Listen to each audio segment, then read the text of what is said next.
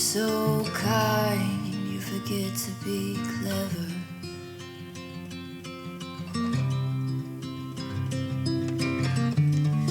Never be so clever, you forget to be kind.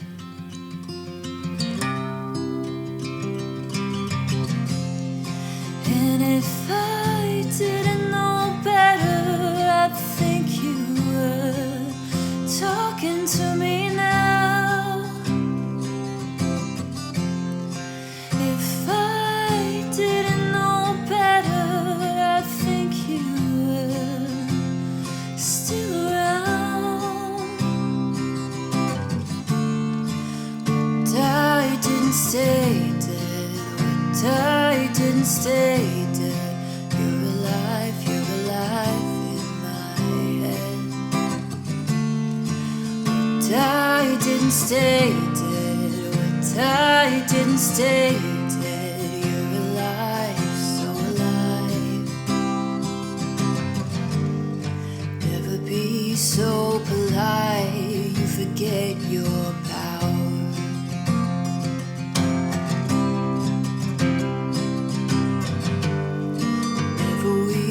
Such power, you forget to be polite.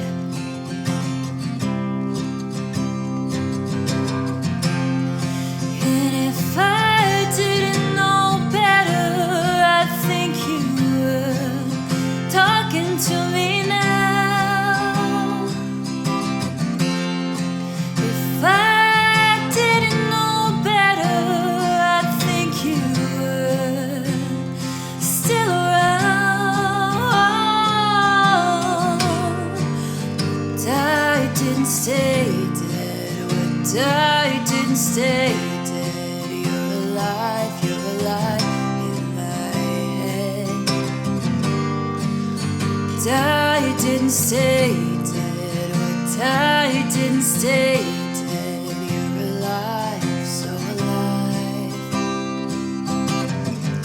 The autumn chill that wakes me up. You love the amber sky so much. Long limbs and frozen swims. You'd always go past where our feet could touch. And I'd complain the whole way there. The car ride back and up the stairs. I should have asked you questions. I should have asked you how to be. Asked you to write it down for me. Should have kept every grocery store receipt, 'cause every scrap of you would be taken from me. I watched as you signed your name, Marjorie. All your closets and backlog dreams, and how you left them all to me. What I didn't stay dead. What I didn't stay dead. You're alive in my head. What I didn't stay dead. What I didn't stay dead. You're alive, so alive. If I didn't know better, I'd think you were singing to me now. If I didn't know better, I'd think you were still around. I know better, but I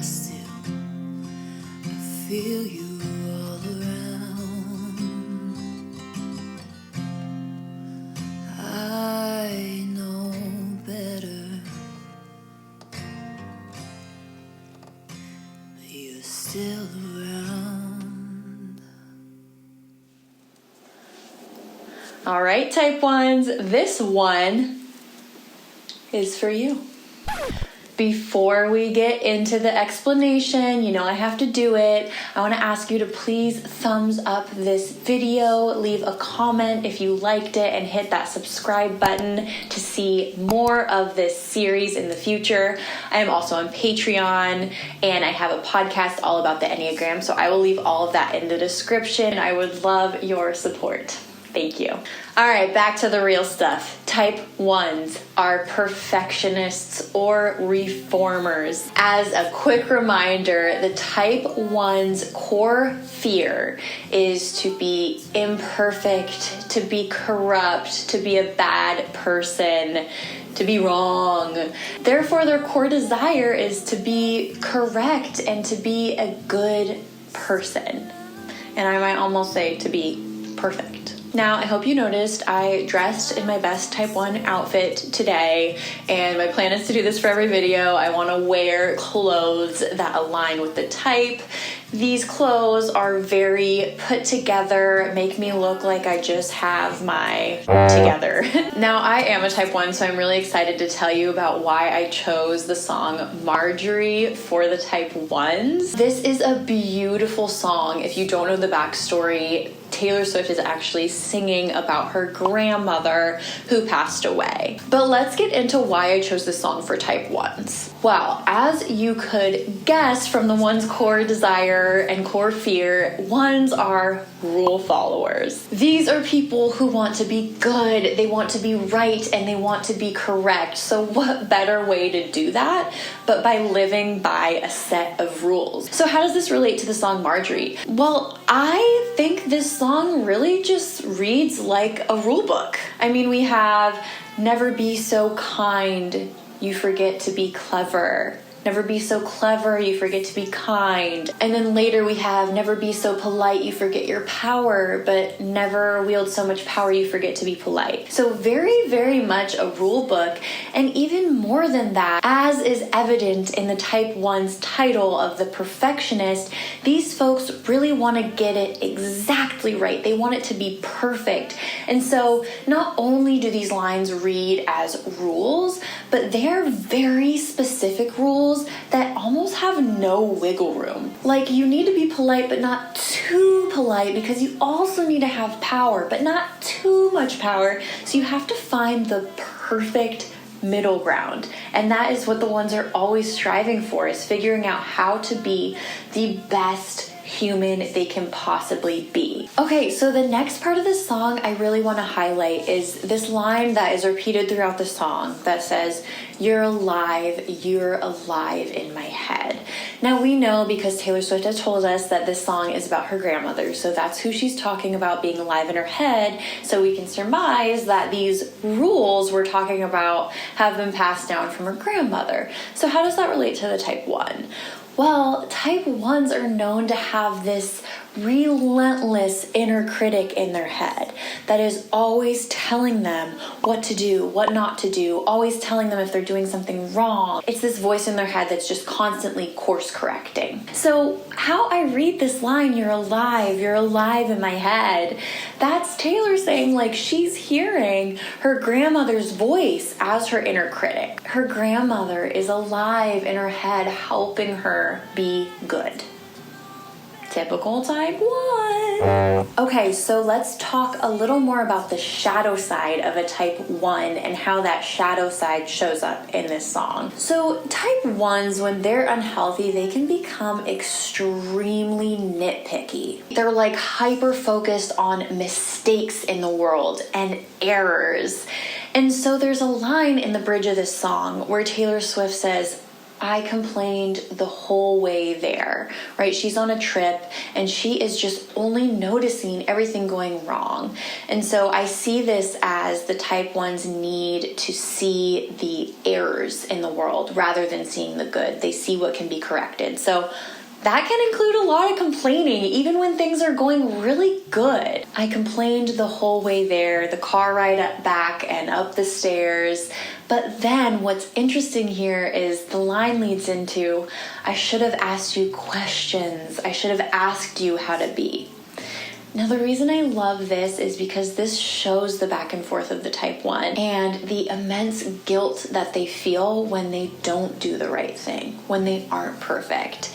So 1s can live in this should stance, right? Looking back on life, they're going to notice everything that they did wrong and everything that they should have done different. So they can live with this just really immense guilt and regret. This really just highlights the one's orientation towards shoulding themselves and living in the past and living in their past mistakes and just being really hard on themselves. I want to urge type 1s to be a little more gentle on yourself. If you were a kid and you were complaining in the car, every kid does that, and that's okay, and you didn't know any better at the moment, right?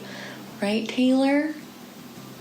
Anyways, that is where I'm going to wrap this up. I hope that you got something out of this video. I hope you learned a little more about the type 1s. And type 1s, I hope that I honored you in selecting this song as the Taylor Swift cover for you. Before we go, I just want to remind you that I am on Patreon and I am doing extended cuts of my videos on there as well as bonus content. You can also find me on podcast apps everywhere at Enneagram Non-Experts if you want to learn more about the Enneagram. Do not forget to hit that subscribe button and bell notifications. Give this video that thumbs up and leave a comment if you liked it. Otherwise, I will see you all next week for a song dedicated to you sweet, sweet type 2s. I will see you then, and I love you.